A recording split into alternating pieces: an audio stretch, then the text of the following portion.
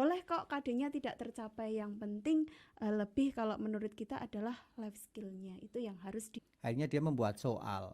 Dan kadang-kadang yang kita temukan sering apa ya, jadi agak ambigu juga. Yang mempunyai hak prerogatif untuk menilai anak siapa? Guru. Ya kalau menurut saya janganlah Pak Jokowi. Ini memang perlu perubahan gitu. Kalau orang-orang yang semacam ini dimatikan terus, ya udah, kapan negara kita akan maju?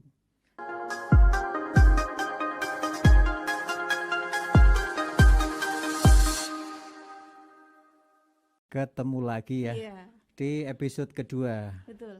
Spesial di JLBH, rubrik tentang pendidikan. Nah, kali ini nanti kita akan sedikit membahas, Bu, karena selama 1 minggu ini anak-anak kita, terutama di SD, hampir seluruh Kabupaten Wonosobo ataupun di tempat lain begitu, sedang melaksanakan ujian sekolah. Baik dilaksanakan secara tatap muka ataupun luring. Nah, itu ya. Nah, nanti akan kita bahas dulu. Tapi sebelumnya lihat dulu VT berikut ini ya. Oke.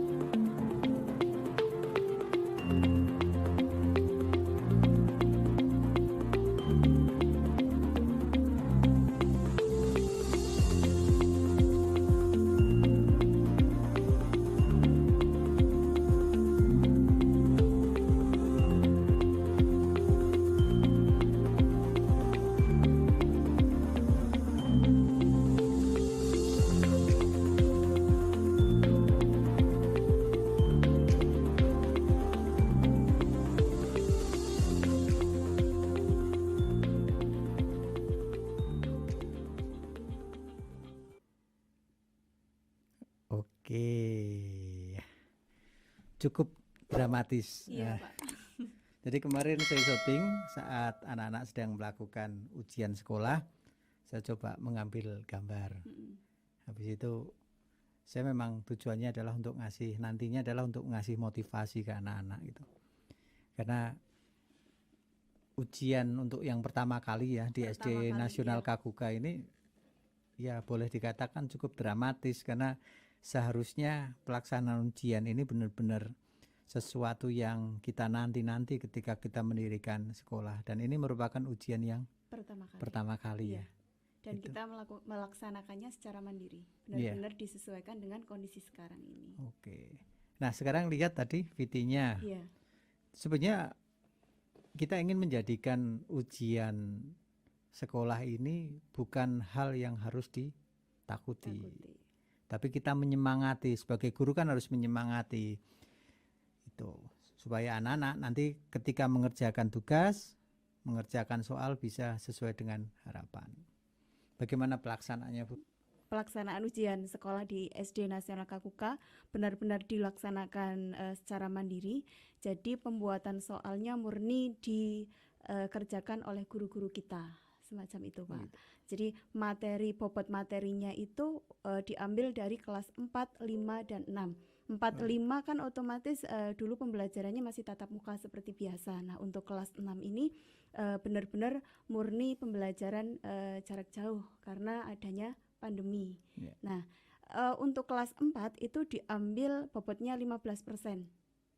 Untuk kelas 5-nya 25%, dan untuk kelas 6-nya sendiri ini adalah 60%. Nah, ini justru ketika soal itu dibikin secara mandiri, ini benar-benar berpihak ke anak. Iya. Nah, beda kalau soalnya disusun selain dari guru kita. Iya. Nah, semacam itu Pak. Jadi kemarin sudah kita laksanakan sampai pada hari ini dan saya melihat bahwa anak-anak itu sangat menikmati. Gitu. Nah, menariknya di kita ini di kelas 6 ini ada 2 anak berkebutuhan khusus. Nah, ini pelaksanaannya tidak serta-merta kita lepaskan begitu saja, tetap kita ada pendampingan.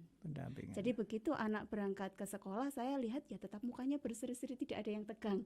Dan ketika pagi saya masuk ke ruang ujian, itu juga saya melihat anak-anaknya ya biasa saja, selayaknya mengerjakan soal-soal biasa. Tanpa beban gitu. Tanpa beban sama sekali. Kalau kendala-kendala yang dihadapi apa, Bu? Kalau kendalanya saya menghadapi di ujian sekolah ini adalah lebih ke partisipasi orang tua, memang agak kurang Pak. Jadi orang tua masih ketakutan bahwa ujian sekolah ini masih menakutkan kayak ujian-ujian sekolah pada umumnya. Nah, makanya kemarin kita banyak mengedukasi orang tua dan alhamdulillah 100% sampai sekarang ini orang tua mendukung sepenuhnya. Oke. Saya buat VT itu hanya untuk menyemangati gitu loh.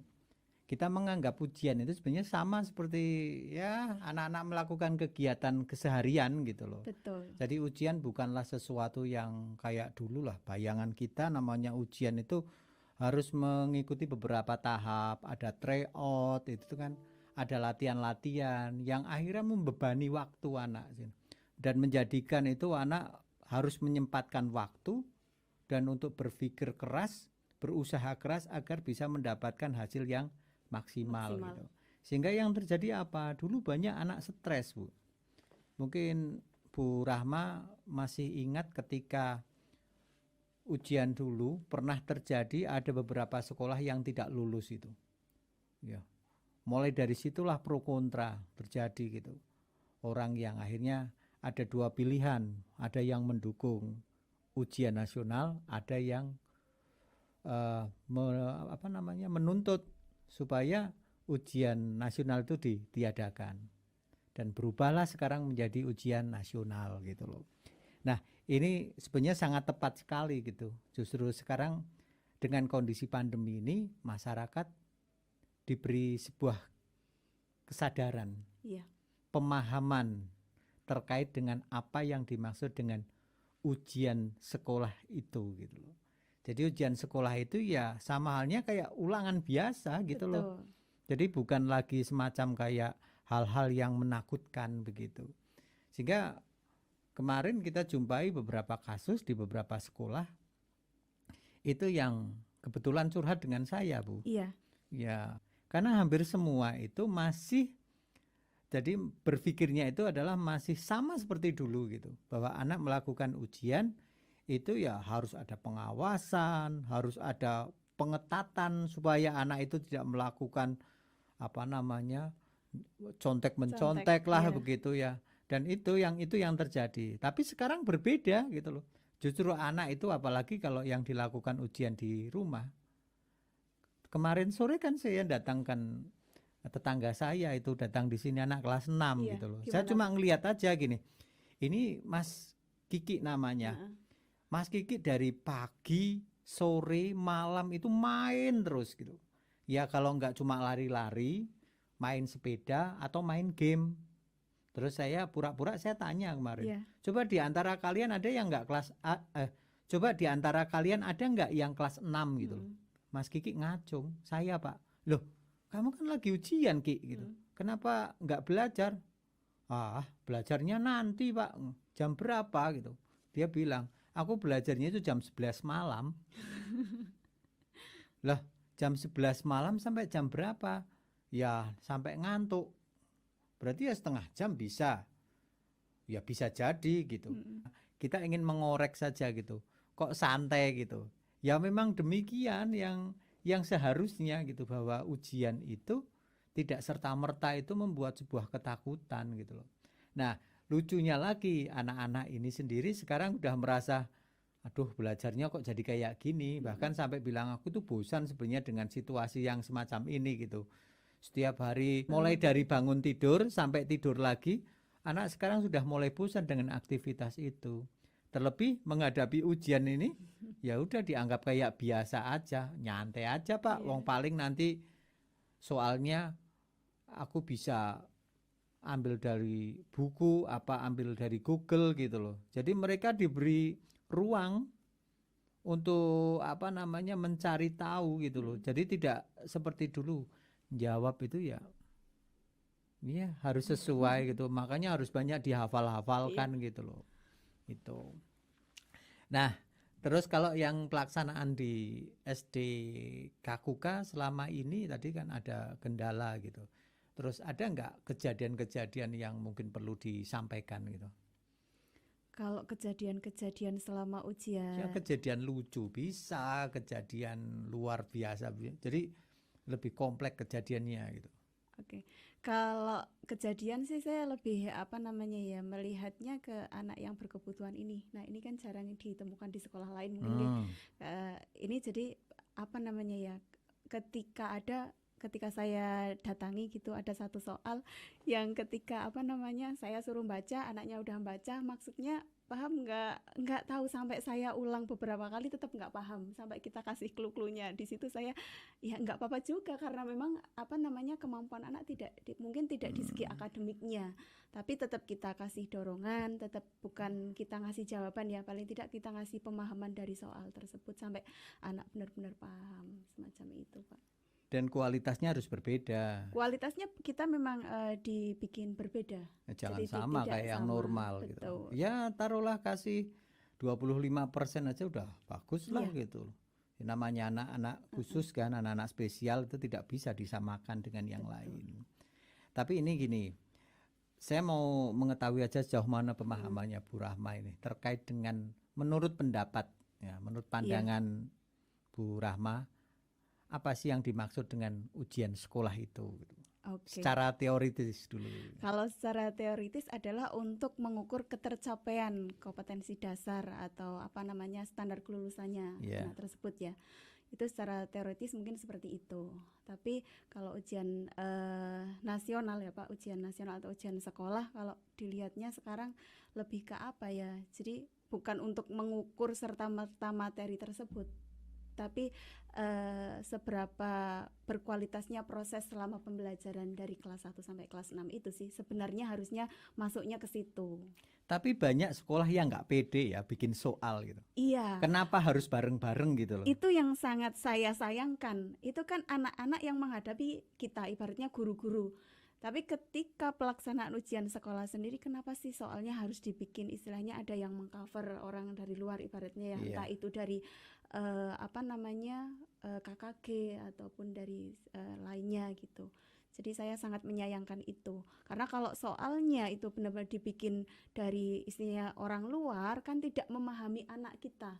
Justru apalagi ini pandemi yang benar-benar memahami kan gurunya. Di masa pandemi ini boleh kok KD-nya tidak tercapai, yang penting lebih kalau menurut kita adalah life skill-nya itu yang harus dibangun. Semacam itu Pak. Ya, itulah sebenarnya banyak sekolah-sekolah yang tidak berani gitu. Itu bahkan terjadi pada ujian-ujian semester, tengah semester itu juga sama. Mereka berkumpul ya, dari sekolah satu dengan sekolah lain berkumpul, entah itu difasilitasi kelompok kerja ataupun yang lainnya begitu. Akhirnya dia membuat soal. Dan kadang-kadang yang kita temukan sering jadi agak ambigu juga. Ini siapa yang bertanggung jawab gitu? Iya. Kadang-kadang kopnya nggak ada loh. Nggak ada. Bener nggak? Betul. Kopnya nggak ada. Ketika dalam waktu pelaksanaannya itu terdapat mungkin salah soal ya. Jadi kita mau kemana kayak gitu kan nggak tahu. Maka budaya copy paste. Bahkan pola belajarnya anak pun juga banyak yang copy paste. Iya toh? Iya. Jadi cuma itu aja gitu. Jadi soalnya dibuat copy paste, cara kerjanya anak itu copy paste juga gitu. Itu seperti itu. Nah, sekarang kalau ini sejarah saja ya. Jadi dari sekitar tahun 2000 itu mulai muncullah sebenarnya wacana untuk meniadakan ujian nasional. Ya. Maka pemerintahnya agak sedikit ragu-ragu pada waktu itu mau diadakan gimana, mau tidak bagaimana gitu loh. Saya tidak tahu apa kepentingannya di balik itu. Yang jelas begini, Yang namanya ujian nasional itu kan ono panitiane dari tingkat sekolah Iya, sampai tingkat pusat itu kan ada. pasti Pak. Mereka bekerja. Oke lah kalau ditanya. Kan itu juga bikin soal. Yang bikin soal ya juga pasti dikasih juga. Betul. Nah, sampai pada ini kebiasaan-kebiasaan ini berlaku pada ujian-ujian yang sifatnya adalah ujian latihan seperti semesteran, tengah semester. Itu dilakukan secara bersama-sama gitu. Padahal setiap kecamatan berbeda-beda kan? Beda Pak. Iya. Nah, itu yang terjadi sampai sekarang. Sehingga ketika ada istilah tadi harus dilakukan secara bersama-sama, entah itu istilahnya adalah ulangan umum bersama, ya. Terus ada lagi mungkin sekarang saya nggak tahu, namanya tetap ujian sekolah ya. Ujian sekolah. Tetapi kan dilakukan secara bersama-sama. Kita kembali pada aturan bahwa ujian sekolah itu ya dilaksanakan di sekolah. Yang membuat soal siapa? Ya guru. Yang mempunyai hak prerogatif untuk menilai anak siapa? Guru. Guru. Betul. Makanya diprotes waktu itu. Coba kalau alat ukurnya itu adalah kelulusan, ketika itu sekolah itu harus berupaya semaksimal mungkin agar dia bisa mempertahankan atau menaikkan nilai. Yang menjadi korban itu anak. Iya. Diskriminasi itu terjadi. Ya penekanan gitu loh. Coba yang namanya dulu les itu toh, mau apa ya harap tes itu toh, ada les lah dan sebagainya. Terus ada materi tambahan gitu yang untuk supaya memperkaya anak itu pemahamannya terhadap soal-soal yang nanti akan dihadapi gitu. Padahal sejatinya namanya ujian itu sebenarnya untuk mengukur, cuma menggunakan indikator. Ya, karena setiap di pembelajaran, di tujuan pembelajaran itu ada indikatornya kan. Betul. Apa yang ingin disampaikan ke anak, apa yang ingin ditargetkan ke anak itu kan ada. Sebenarnya itu. Cuma ya kita bulet-bulet saja, apalagi kita coba selalu ketemu dengan buku-buku yang isinya soal tok gitu. Padahal buku menurut saya referensi gitu loh. Seperti itu Bu. Ya, inilah sebenarnya dinamika ujian nasional, makanya saya bersyukur sekali kepada Pak Nadiem Makarim ini ya, yang mencoba membuat sebuah terobosan baru. Ya walaupun Bu, ini isu nasional. Iya. Oke sing grogoti loh Bu, Pak Nadiem. Karena mungkin kan Pak ada kepentingan tertentu. Saya Mungkin. nggak tahu. Ya piye Pak Nadiem wis orang mikir duit kok. Dia orang duitnya wis gejah orang genah. Mungkin turu wae duitnya datang sendiri toh. Coba seperti itu. Nah, dia oleh Pak Jokowi, saya baca beberapa artikel itu bahwa Nadiem Makarim ini mendapatkan tugas berat untuk melakukan perubahan sosial di bidang pendidikan. Apa yang terjadi di tingkat bawah? Banyak yang kaget. Ya, berbeda dengan menteri-menteri yang dulu, yang notabene dari kekuatan besar lah itu organisasi apa saya nggak tahu gitu. Tapi itu yang menyebabkan kadang-kadang menjadi terhambat, menjadi terbatas ruang geraknya. Tapi kalau Pak Nadiem ini dengan keberaniannya melakukan beberapa inovasi sehingga banyak tidak disukai, sehingga banyak digrogoti. Kemarin kan ada isu ketika reshuffle, mau ada reshuffle kabinet, tahu-tahu muncul Pak Nadiem juga ikut bagian dari yang di reshuffle gitu. Ya kalau menurut saya janganlah Pak Jokowi. Ini memang perlu perubahan gitu. Kalau orang-orang yang semacam ini dimatikan terus ya udah, kapan negara kita akan maju? Dan salah satunya juga kita kepingin Bu, bahwa SD yang kita dirikan itu ataupun sekolah ini adalah memberi inspirasi bagi semuanya bahwa sekolah itu sifatnya adalah independen. Sekolah itu independen, sebuah lembaga independen di mana kita mengajarkan anak-anak itu tentang pengetahuan, tentang keterampilan, pengalaman hidup yang nantinya akan dijadikan sebagai apa? Dasar dia untuk berkehidupan bersama masyarakat begitu. Ujian itu seharusnya penilaiannya seperti apa sih? Yang lebih berpihak ke anak tuh sebenarnya yang kayak gimana? Kalau saya kembalinya pada tujuan pendidikan nasional. Oke. Karena itu kan sebagai apa namanya, sebagai tujuan awal dari sebuah pendidikan kenapa diselenggarakan gitu. Iya. Jadi kita kembalinya pada tujuan pendidikan nasional itu sendiri. Terutama pada tujuan pendidikan nasional ketika pertama kali Republik berdiri itu berbunyinya tujuan pendidikan nasional itu adalah menciptakan calon warga negara yang demokratis dan bertanggung jawab. Kuncinya itu. Kuncinya itu. Di Undang-Undang Nomor 20 tahun 2003 tentang Sistem Pendidikan Nasional, tujuan pendidikan juga disebutkan hal yang sama, untuk menciptakan calon warga negara yang demokratis dan bertanggung jawab. Sama ya Pak? Itu. Artinya sebenarnya ketika kita ngomong demokratis, kita ngomong tanggung jawab, itu ada hubungannya dengan karakter. Tapi gini Pak, masalahnya itu banyak ya, mungkin dari sekolah-sekolah maupun guru-guru masih masih hanya dikata mencerdaskan, belum lebih ke bertanggung jawab dan demokratis. Mencerdaskan itu kan maksudnya. Nah, bahwa pendidikan itu bermaksud adalah untuk mencerdaskan kehidupan bangsa. Tapi tujuannya itu adalah untuk menempa calon warga negara. Nanti anak-anak ini yang pada sekolah kan akhirnya jadi apa? Jadi warga negara. Iya. Begitu usia 17 tahun dia punya KTP. Coba usia 17 itu kan setelah SMA. Jadi masa sekolah ini dia adalah sebagai warga belajar. Disebutnya sebagai warga belajar. Barulah nanti ketika dia usia 17 tahun, dia menjadi warga negara dibuktikan dengan KTP tadi. Ketika usia 17 tahun dia memiliki hak yang sama dengan warga negara yang lain. Itu kuncinya. Jadi, nah sekarang kembalinya begini. Tadi pertanyaannya kan, nah sekarang penilaiannya bagaimana sih yang seharusnya anak-anak sekolah? Apakah hanya sekedar tadi nilai-nilai gitu?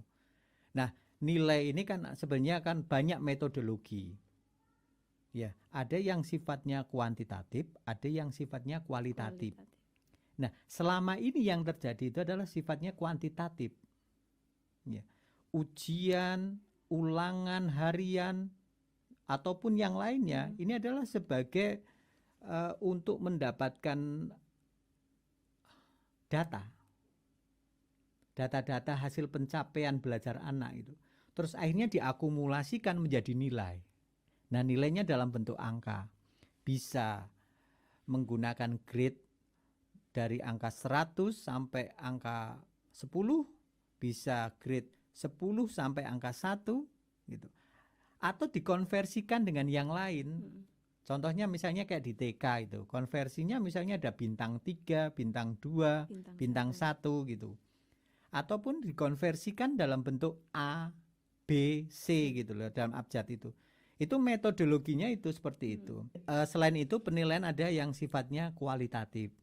Nah, kualitatif ini tentunya berdasar pada proses belajar. Ketika dari dia tidak tahu menjadi tahu, ketika dia tidak bisa menjadi bisa, maka ini ada proses yang harus kita amati satu persatu. Nah, prosesnya ini adalah menjadi hasil. Nah, tentunya akan menghasilkan sebuah kualitas yang jauh lebih bagus. Sekarang apa jadinya kalau kuantitatif ketika dia mengerjakan A, B, C, D itu toh ada pilihan ganda, ketika dia tidak menjawab karena kondisi badannya sedang tidak baiklah begitu.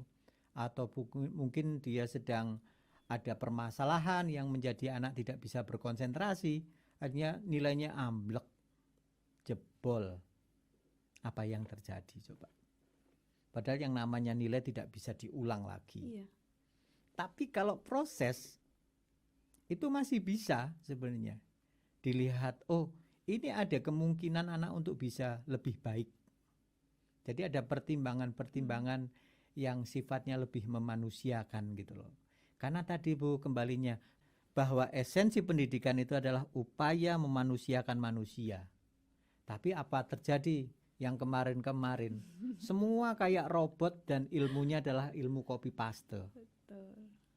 Gitu. Mungkin Pak, guru-guru bukan lebih ke guru-guru sih, istilahnya itu apa nih? Pendidik itu lupa bahwa anak-anak kita itu untuk dipersiapkan kapan semacam itu. Iya, makanya ini pada kaget semua, tapi nggak apa-apa. Ini perubahan sosial Iya, sedang terjadi. betul, Pak. Iya toh, perubahan sosial sedang terjadi. Jadi kita tidak boleh meninggalkan itu semuanya. Biar ini proses berjalan apa adanya dan nanti satu demi satu akan paham maksudnya apa sih sebenarnya di balik adanya pandemi ini, terus ada perubahan sosial terkait dengan masalah pendidikan juga gitu. Nah, ini yang sedang kita hadapi di situ gitu.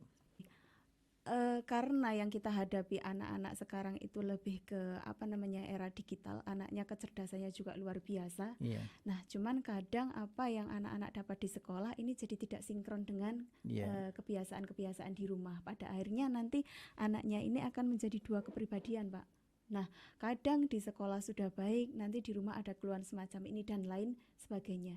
Ini bagaimana sih memahamkan mindset orang tua ini, lebih paham cara mendidiknya untuk mempersiapkan anak-anak kita ke depannya seperti apa.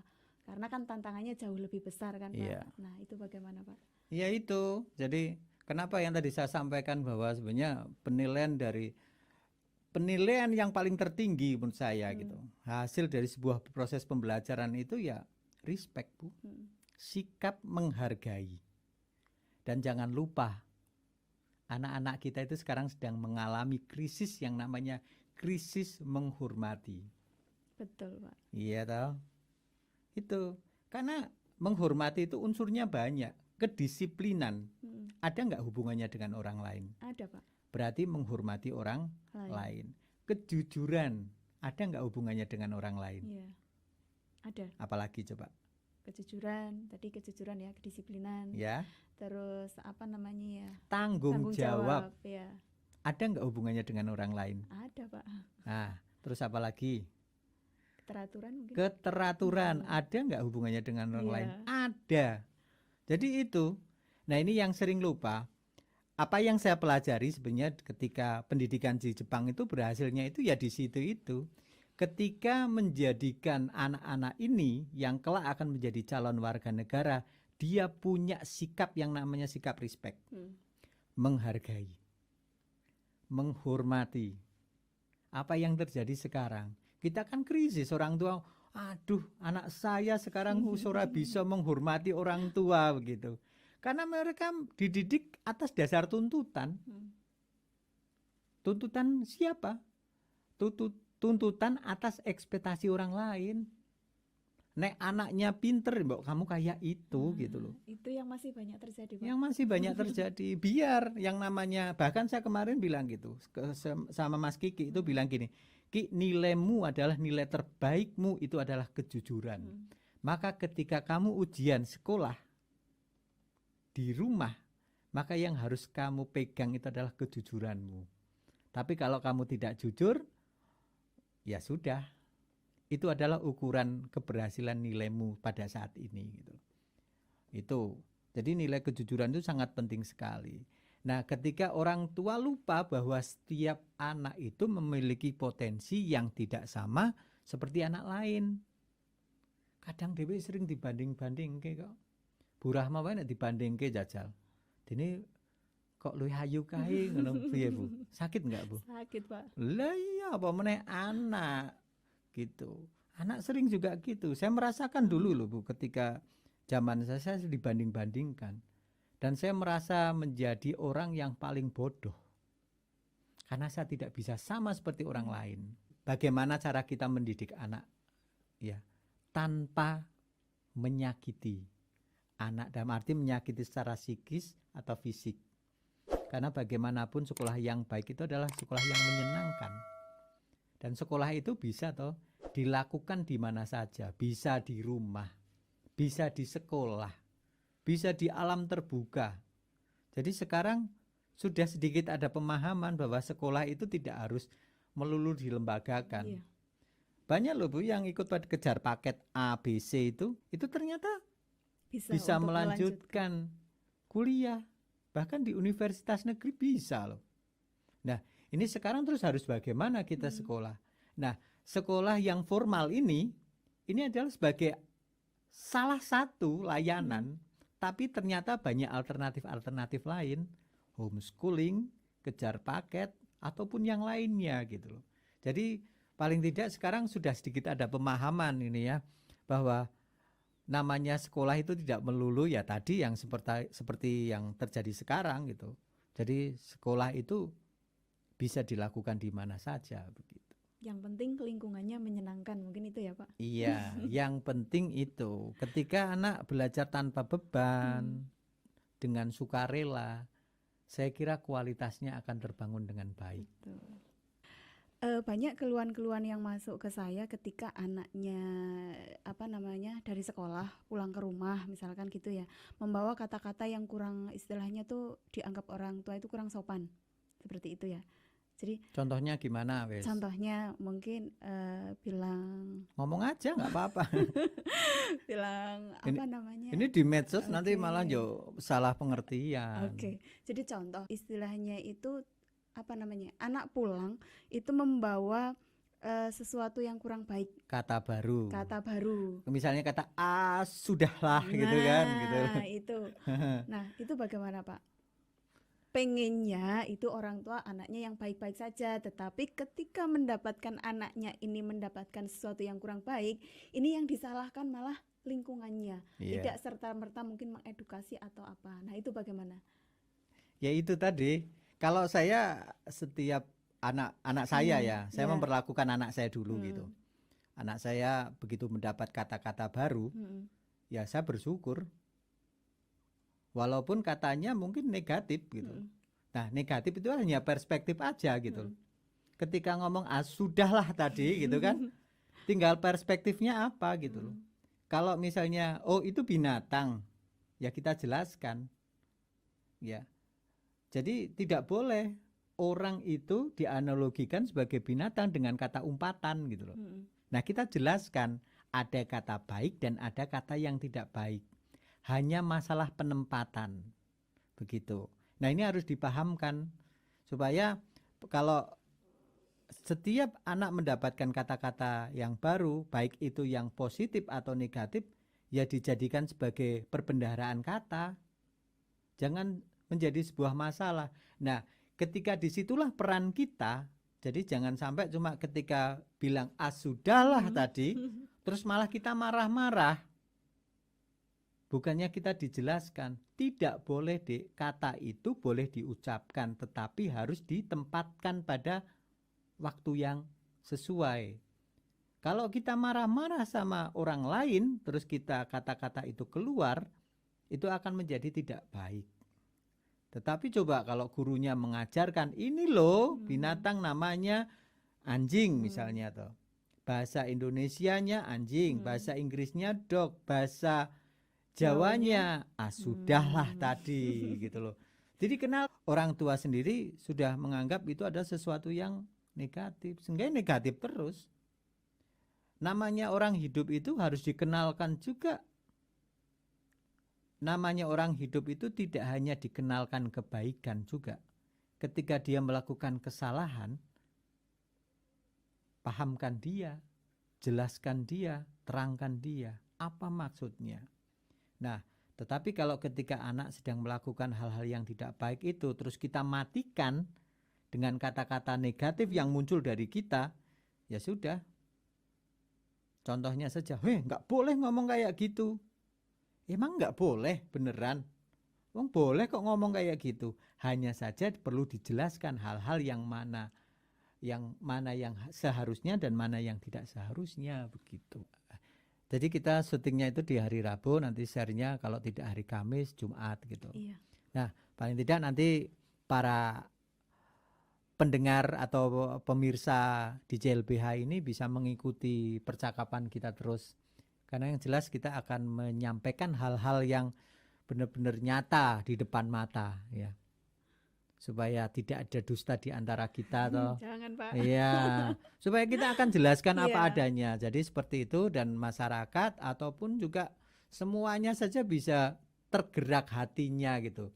Bahwa mendidik anak ini adalah sebagai bagian dari kita melestarikan fitrah manusia. Betul. Dan itu juga bagian dari ibadah loh. Tapi gini Pak, satu lagi sebelum ditutup ini Iya. ya Pak, saya masih agak perlu wawasan yang lebih luas. Mungkin nanti saya dapatkan dari Pak Umar. Bagaimana sih untuk pendidikan yang era sekarang ini yang lebih menekankan mungkin ke karakternya agar kedepannya berhasil itu bagaimana Pak? Yaitu saya membuat konsep FAVLR, Fun, Active, Valuable Learning System, itu menitik beratkan pada dua hal itu tadi, Iya. karakter dan kreativitas. Itu. Nah, karakter itu apa? Ya, bagaimana kita mengajarkan anak itu untuk bisa memiliki sikap baik terhadap orang lain, terutama adalah sikap respect tadi atau sikap menghargai. Di dalamnya banyak unsur yang harus dilakukan, bagaimana dia bersikap menghargai orang lain tadi. Ada kejujuran, tanggung jawab, kedisiplinan, dan sebagainya. Itu. Sedangkan kreativitas adalah cara berpikir dan cara bertindak.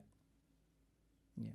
Sekarang begini, era besok 20 tahun yang akan datang, itu kebutuhannya itu adalah pada kebutuhan kreativitas. Coba kita amati peradaban di dunia ini. Ya, terciptanya teknologi-teknologi ini kan akibat dari kreativitas.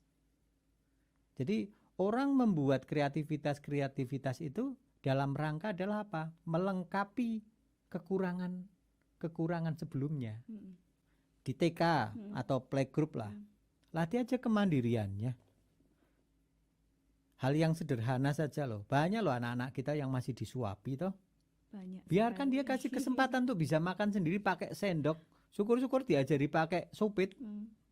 Nggak bisa nggak apa-apa. Butuh proses. Nanti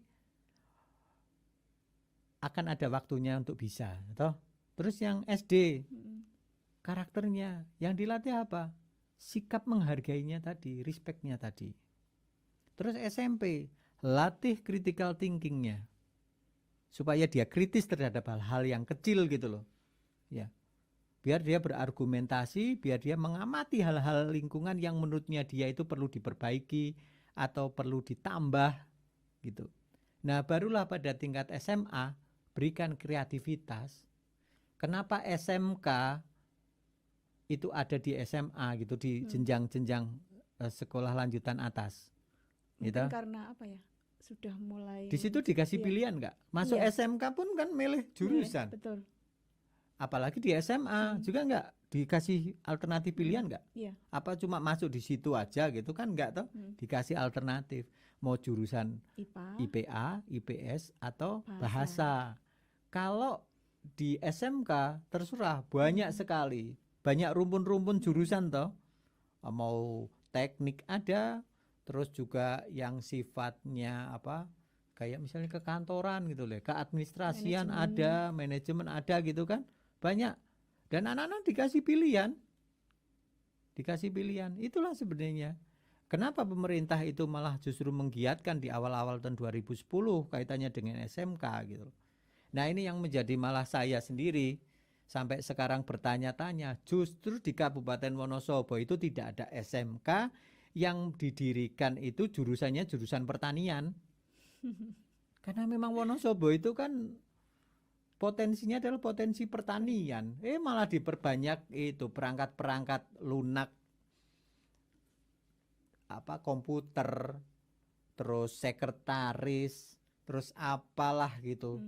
Nah, itu menurut saya malah tidak mengenai sasaran. Mungkin bukalah SMK, ada SMK pariwisata ya, bisa jadi.